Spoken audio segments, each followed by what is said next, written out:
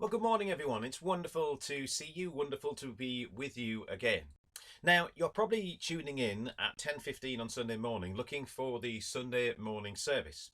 But I just want to let you know of a couple of changes.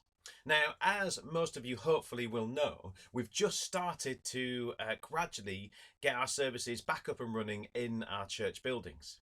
Now, I've always said that I want this online service to carry on even as we begin gathering again in our churches, and that absolutely is going to happen.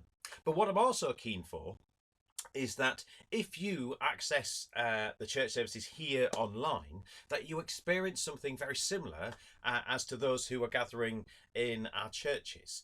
So that wherever we are, however we're worshipping, we're kind of seeing and getting the same experience.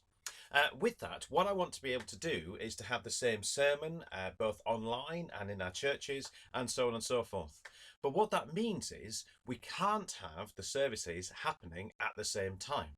So this morning, for instance, we're going to be in Sherburn, and I'm going to be recording the sermon from there and then using it here for our online service. So you hear what those in church hear. But what that means is the time of the online service is going to have to change slightly. So from today, the online service will be available from 2 p.m.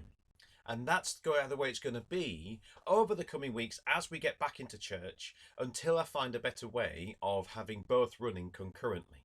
So today, the online service will be available from 2 p.m. And that means that I can record the parts of the service this morning that I want to bring to you.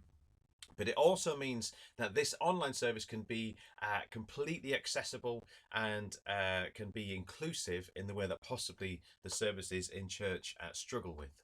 So I hope you bear with me as I try and find a way to make sure that both are the same, whether you join us online or in church buildings.